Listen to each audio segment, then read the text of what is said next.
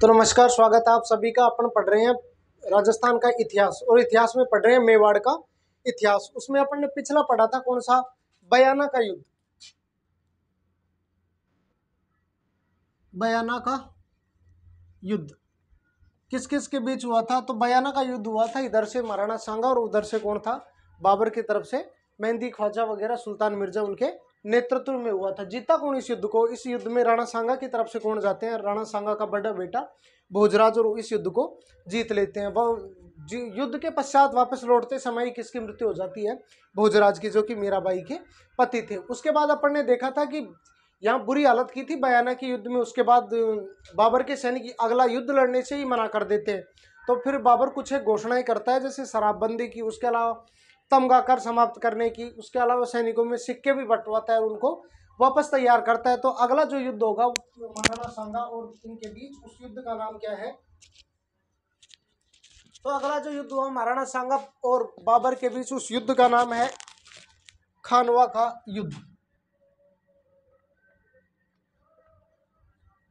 खानवा का युद्ध। तो देखो कब हुआ खानवा का युद्ध? तो 17 मार्च 1527। 1526 में तो कौन सा हो गया, पानीपत का युद्ध। 17 मार्च 1527, ये डेट याद रखनी है अपने को सीधी। तो दूसरी डेट और मिलती है अपने को, कौन सी? 16 मार्च 1527। दोनों डेट याद रखनी है, 16 मार्च और 17 मार्च। ये 16 मार्च डेट है, ये कौन बताता है? तो एक पुस्तक है कौन सी, जिसके अपन ने पीछे भी चर्चा कर ली, वीर विनोद पुस्तक। वीर विनोद पुस्तक, जिसके लेखक कौन? श्यामल दास। अपन ने पीछे चर्चा की है इस पुस्तक की, किसमें? महाराणा कुंभा में, कि मेवाड़ में कुल 84 दुर्गों का निर्माण हुआ था, जिसमें से 32 दुर्गों का निर्माण अकेले कुंभा ने करवाया था। इस चीज की जानकारी हमें वीर विनोद पुस्तक, जो किसके द्वारा लिखी गई थी? श्यामल दास। उसमें बताया गया है कि ऐसा ऐसा हुआ था कि 84 में से 32 दुर्ग अकेले किसने बनवाए थे? महाराणा कुंभा ने। तो खानवा के युद्ध वैसे याद रखना है अपने को, कितना? 17 मार्च। एग्जाम में सीधा सीधा क्वेश्चन आए तो टिक करना 17 मार्च पर। लेकिन अगर पूछा जाए तो वीर विनोद पुस्तक के अनुसार जो खानवा का युद्ध कब हुआ था, तो वो कब हुआ था? 16 मार्च 1527 को। किस किस के बीच? तो ये हुआ बाबर वर्सेज सांगा के बीच। बाबर वर्सेज सांगा के बीच। राणा सांगा इस युद्ध में क्या करते हैं? हार जाते हैं। तो देखो सबसे पहले तो रिजल्ट, बाबर सांगा के बीच हारेगा कौन? महाराणा सांगा। युद्ध से पहले इधर से बाबर तो क्या प्रयास कर रहा है कि मुस्लिमों को एकजुट करने का प्रयास कर रहा है, और उधर से महाराणा सांगा है जो हिंदुओं को एकजुट करने का प्रयास कर रहा है। राणा सांगा ने पाती पर्वन के तहत सभी राजाओं को निमंत्रण दिया, जिसके तहत मारवाड़ की ओर से कौन? राजा कल्याणमल, और उनका मारवाड़ की ओर से राजा तो कौन? रावगांगा, और उनका पुत्र कौन? मालदेव आता है। उसी प्रकार अगर बात करें आमेर से कौन आता है? पृथ्वीराज कछवा। तो दोनों अपनी अपनी कोशिशें करते हैं। तो देखो जैसे युद्ध स्टार्ट होता है, महाराणा सांगा क्या हो जाते हैं? युद्ध में घायल। जैसे युद्ध स्टार्ट होता है महाराणा सांगा घायल हो जाते हैं। महाराणा सांगा की जगह झाला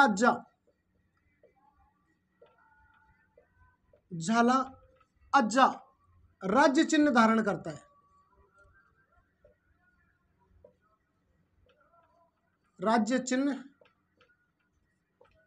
धारण करता है, मतलब जैसे ही सांगा, देखो 80 घाव तो पहले लगे हुए हैं शरीर पे, फिर जैसे ही गया एक आधा घाव और लग गया होगा, तो क्या महाराणा सांगा घायल हो गए थे? क्वेश्चन पूछा जाएगा कि महाराणा सांगा की जगह उनके राज्य चिन्ह थे वो किसने धारण किए?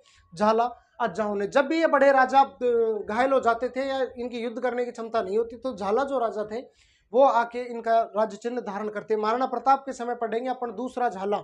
यहाँ कौन है? झाला अज्जा ने किए राज्य चिन्ह धारण किए। उसी प्रकार अपन अगर बात करें तो यहां से फिर महाराणा सांगा को लेकर जाया गया कहां?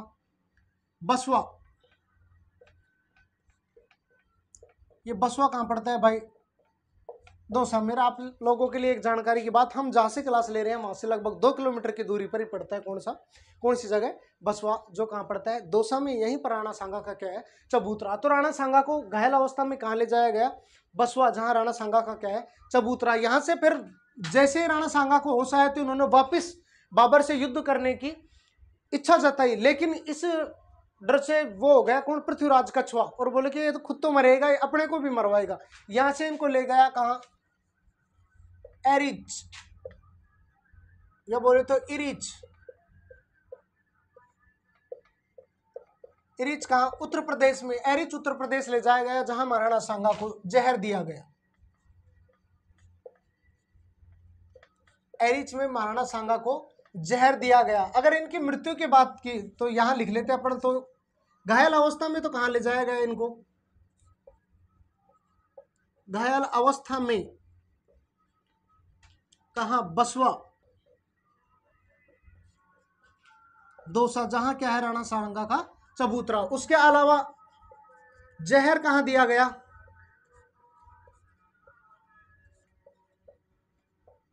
जहर दिया गया इरिच।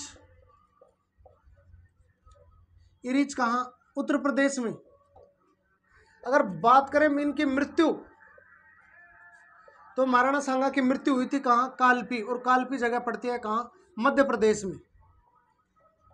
उसके अलावा अगर बात करें महाराणा सांगा की छतरी, इनकी छतरी है कहां? मांडलगढ़।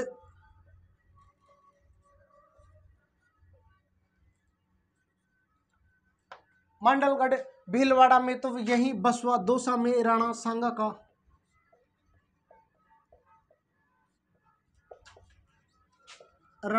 का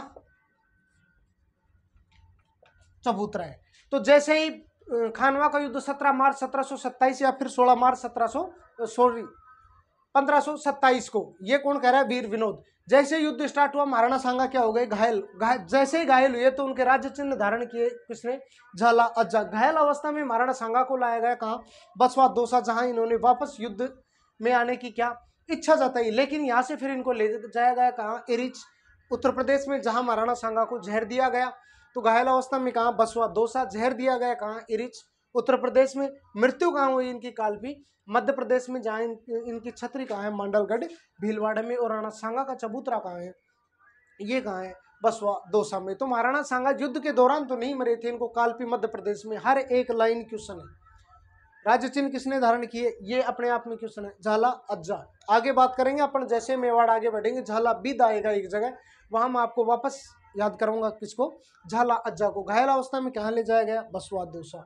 जहर कहाँ दिया गया? एरिच, उत्तर प्रदेश में। मृत्यु कहाँ हुई? कालपी, मध्य प्रदेश में। छतरी कहाँ हुई? मांडलगढ़ भीलवाड़ा में। अपन ने भी देखा कि भाई पाती पर्वन के तहत इतने राजाओं को इसने संगठित किया। फिर उसके अलावा भी महाराणा सांगा युद्ध हार गए, तो उसके क्या कारण थे? देखो, महाराणा सांगा के युद्ध हारने के कारण।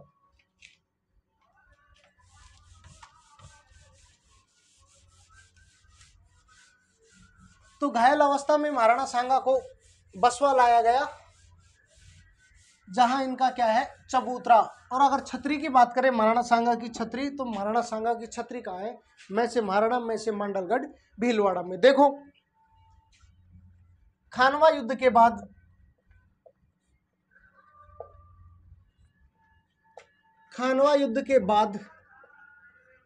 बाबर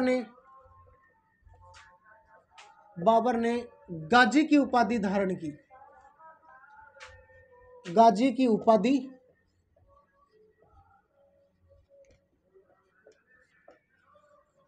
धारण की। इंपॉर्टेंट चीज है, कौन से युद्ध के बाद बाबर ने गाजी की उपाधि धारण की? जैसे पीछे अपन ने पढ़ा है, कौन सा? 2 युद्ध पढ़े थे कुंभा की तरह समय। एक तो सारंगपुर का युद्ध।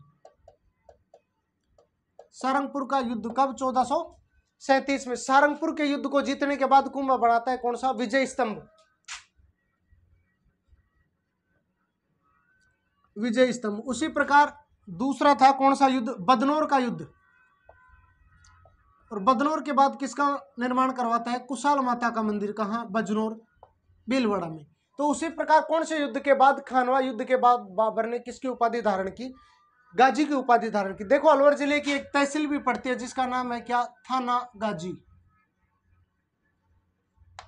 इसका नाम भी बाबर की उपाधि से ही जुड़ा हुआ है, क्योंकि यहाँ जो थानागाजी में जो दुर्ग है वो बारूद का एक प्रकार से संग्रह केंद्र था, जो इसी वजह से इसको क्या कहा जाता है, थानागाजी। वर्तमान समय में कहा जाता है थानागाजी, पहले उसका नाम था क्या, गाजी का थाना। ठीक है, तो वो भी किससे जुड़ा हुआ है, बाबर के गाजी की उपाधि से जुड़ा हुआ है। तो खानवा युद्ध के बाद बाबर ने कौन सी उपाधि धारण की थी, गाजी की उपाधि धारण की थी। अगर बात करें खानवा युद्ध में, खानवा युद्ध में राणा सांगा की, खानवा युद्ध में राणा सांगा की हार के कारण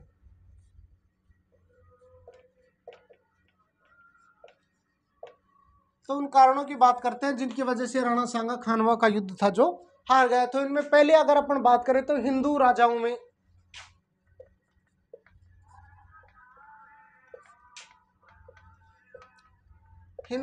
में एकता की कमी। देखो ये चीज हर जगह मिलेगी, जहां भी कोई सा भी युद्ध देखेंगे और अगर उसके कारणों की बात करेंगे तो कहीं ना कहीं ये चीज हमेशा मिलेगी। भारतीय राजाओं ने कभी एक दूसरे का साथ नहीं दिया, और अगर ऐसा साथ देते तो कभी भारत जो इन मुसलमानों का क्या था, गुलाम नहीं होता। लेकिन यहाँ भी क्या हुआ, हिंदू राजाओं में एकता की कमी थी। कुछ तो चाहते थे कि राणा सांगा का साथ दिया जाए, और कुछ चाहते थे कि नहीं, राणा सांगा को हारा जाए, बाद में अपन क्या कर लेंगे, मेवाड़ पर अधिकार कर लेंगे। उसके अलावा अगर बात करें तो मुगलों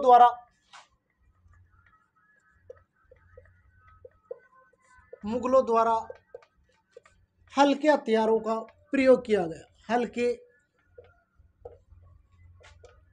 हथियारों का प्रयोग किया गया।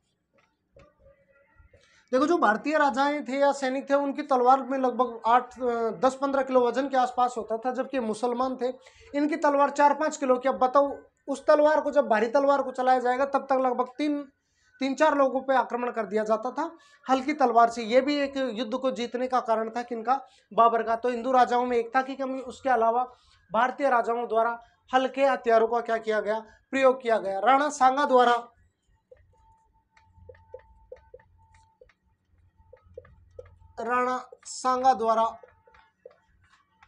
हाथियों का प्रयोग, राणा सांगा द्वारा हाथियों का प्रयोग किया गया। तो मुगल थे, उन्होंने तो इस्तेमाल किया किनका, घोड़ों का, जबकि महाराणा सांगा ने इस्तेमाल किया किनका, हाथियों का। देखो हाथी को जाने में बहुत टाइम लगता है, जबकि घोड़े की स्पीड तो ट्रेन से भी तेज होती है। थोड़ी देर में बहुत 1-2 किलोमीटर पहुंचने में लगभग 1 आधी मिनट का समय लगता था, जबकि हाथी था जो बहुत धीरे धीरे चलता था। देख लिए किसी राजा को जो हाथी पे चल रहा है धीरे धीरे, तो 10-5 एक साथ ही सैनिक इकट्ठा होकर क्या कर दिए जाते थे, उनको मार दिया जाता था।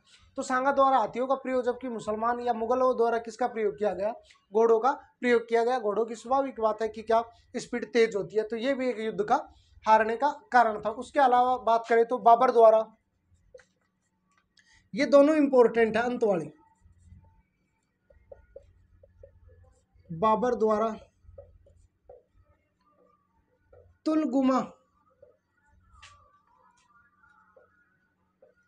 तुलगुमा पद्धति का प्रयोग किया गया।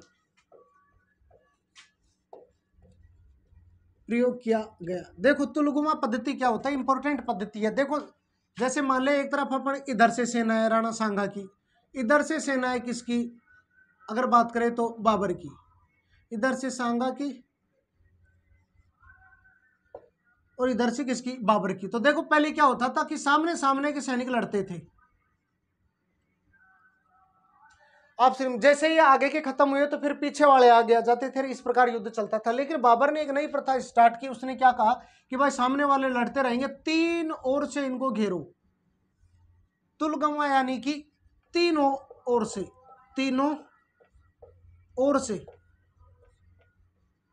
सामने लड़ी रही हूं। उसके अलावा साइडों से भी सेना आके क्या करती थी, इनको चारों तरफ 3 ओर से क्या कर लिया जाता था, घेर लिया जाता था और युद्ध किया जाता था। साइकोलॉजिकल प्रेशर बनाया जाता था दूसरी सेना पे कि यार ये तो संख्या में बहुत ज्यादा भारी है, उन पर दबाव बना के उनको क्या कर लिया जाता था, हरा लिया जाता था। तो तुलगुमा पद्धति का पहले प्रयोग नहीं किया गया था। तुलगुमा पद्धति का प्रयोग किसके समय किया गया था, बाबर के समय। और एक इंपॉर्टेंट 5वां और है, कौन सा, बाबर द्वारा तोफखाना पद्धति का प्रयोग किया गया।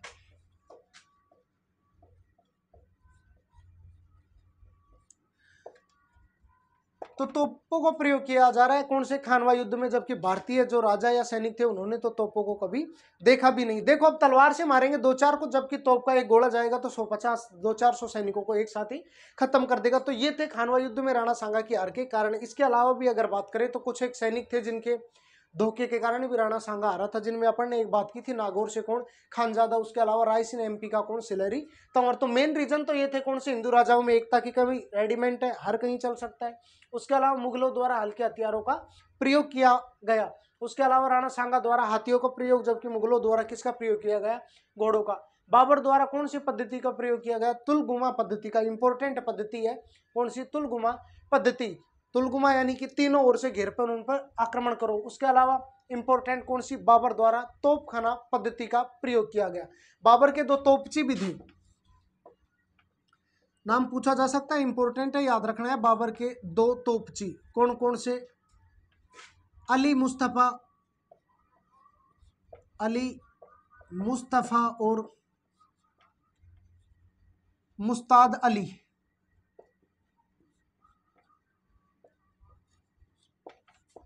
तो बाबर के द्वारा तोपखाना पद्धति का प्रयोग किया गया। बाबर के 2 तोपची थे कौन, अली मुस्तफा और मुस्ताद अली।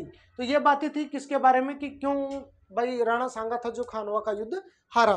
तो राणा सांगा के खानवा के युद्ध हारने के सबसे इंपॉर्टेंट अगर 2 रीजनों की बात करें तो वो था एक कौन सा, तुलगुमा पद्धति, यानी कि 3 ओर से सैनिकों को घेर कर उन पर क्या किया जाए, आक्रमण। भारतीयों ने ऐसे पद्धति पहले कभी देखी नहीं थी और उन पर क्या बन गया, साइकोलॉजिकल प्रेशर। उसके अलावा दूसरी थी कौन सी, तोपखाना पद्धति। और बाबर के 2 निखरे हुए क्या थे, तोपची थे कौन, अली मुस्तफा और मुस्ताद अली। फिर देखें तो राणा सांगा घायल हो गए, उनको बसवा लाया गया, एरी यूपी में उनको जहर दिया गया, कालपी में उनकी मृत्यु हो गई। अब बात करते हैं अपन राणा सांगा की उपाधियां। राणा सांगा की उपाधियां ज्यादा नहीं है, 1-2 ही उपाधियां हैं। सबसे इंपॉर्टेंट उपाधियां तो किसकी थी, महाराणा कुंभा की, हिंदू सुल्तान, अभिनव भट्टाचार्य, हाल गुरु, चाप गुरु, राजगुरु, राणा रासो। उसके अलावा नृत्य भारत, वीणा वादेन प्रवीणेन, ये प्रमुख उपाधियां थी किसकी, तो वहां बात की थी अपन ने महाराणा कुंभा की। यहाँ बात कर रहे हैं अपन किनकी, राणा सांगा की उपाधियां। तो अगर बात करें राणा सांगा की उपाधियां तो इनकी उपाधि थी एक तो हिंदूपथ, उसके अलावा सैनिकों का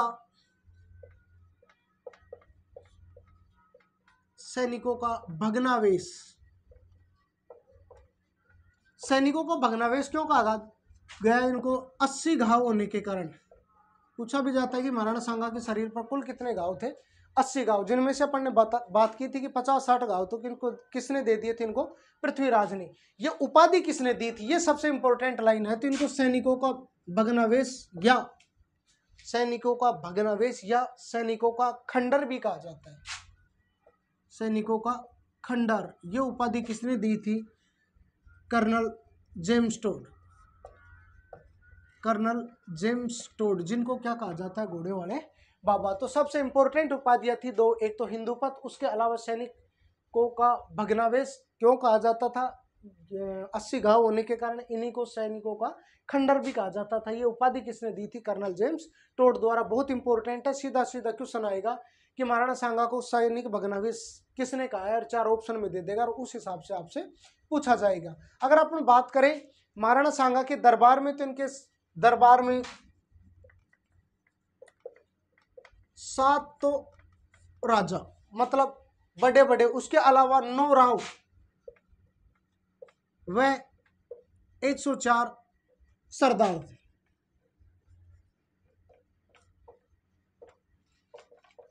उच्च कोटि के 9 राजा मतलब खुद के बाद बड़े बड़े सेनापति बोल ले, उसके अलावा 9 राव व 104 क्या थे, सरदार। तो ये बातें थी किनके बारे में, महाराणा सांगा के बारे में, जिनमें अपन ने बात कर ली कौन से, सबसे पहले दिल्ली, मालवा और गुजरात से कौन कौन से, खातोली और बाड़ी का युद्ध, वहां गागरोन का दुर्ग, और इधर पढ़ा था अपन ने कौन सा, इडर का युद्ध। उसके बाद बात की थी अपन ने कौन से, बयाना के युद्ध, इधर से जाता है कौन, राणा सांगा की तरफ से कौन, भोजराज, और उधर से कौन आता है, बाबर, सुल्तान मिर्जा वगैरह। बाद में जीत लिया जाता है किसको, बयाना को। उसके बाद चर्चा की थी अपन ने कौन सी, खानवा के युद्ध में, और महाराणा सांगा के बारे में बात की अपन ने कि इनकी, महाराणा सांगा की मृत्यु कहाँ हो गई थी, कालपी मध्य प्रदेश में जहर देने के कारण। अब देखो अपन बात करते हैं महाराणा सांगा के पुत्र।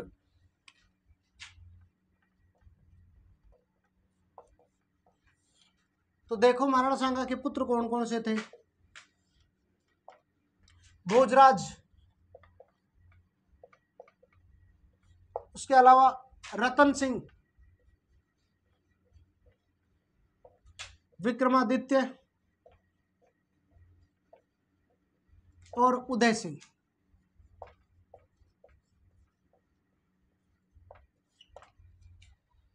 भोजराज, रतन सिंह, विक्रमादित्य और उदय सिंह। देखो इन दो की मां अलग थी और इनकी अलग थी। इनकी मां कौन थी, जिनका इतिहास में जिक्र होता है कौन, कर्मावती।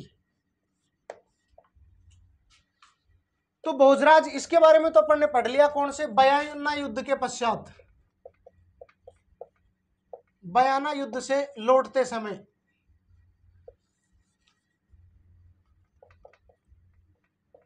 बयाना युद्ध से लौटते समय मृत्यु, अर्थात इनकी मृत्यु, अर्थात इनकी मृत्यु महाराणा सांगा के,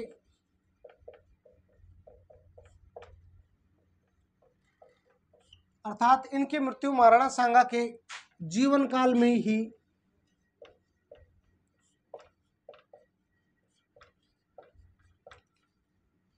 ही हो गई थी।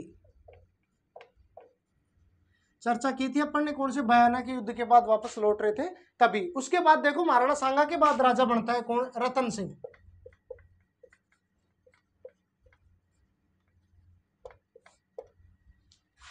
इसके बाद राजा बनता है कौन, रतन सिंह। कब तक, लगभग 3 वर्ष तक शासन किया।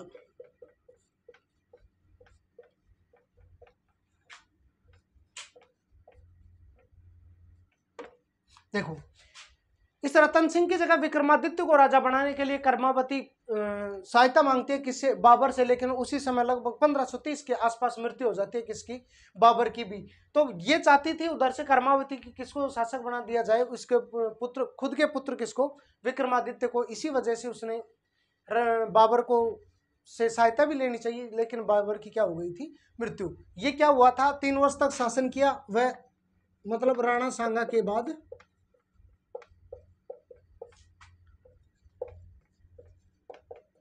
बाद यह शासक बना। यहां लॉटरी लग जाएगी किसकी, कर्मावती की, क्योंकि इसकी मृत्यु,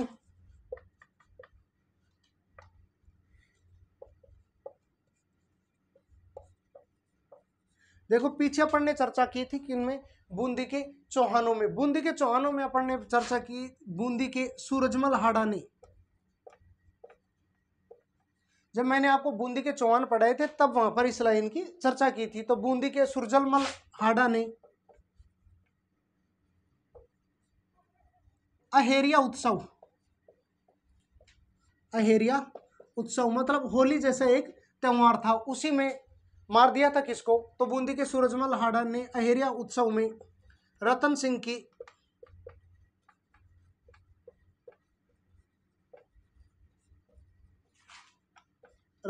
की हत्या कर दी। तो सलट गए इधर से कौन, भोजराज भी, भोजराज तो पहले ही मर गया सांगा के जीवन काल में। इधर कौन था, रतन सिंह। रतन सिंह क्या 3 वर्ष तक शासन किया, अर्थात राणा सांगा के बाद यह शासक बना। बूंदी के सूरजमल हाड़ा ने कौन से अहेरिया उत्सव में किसकी हत्या कर दी, रतन सिंह की। अब नेक्स्ट क्लास में चर्चा स्टार्ट करेंगे अपन किनसे, रानी कर्मावती के पुत्र कौन कौन से, विक्रमादित्य और उदय सिंह से अपन नेक्स्ट क्लास में इन चीजों की शुरुआत करेंगे। तो धन्यवाद आप सभी का इतनी देर धैर्य से बने रहने के लिए, धन्यवाद।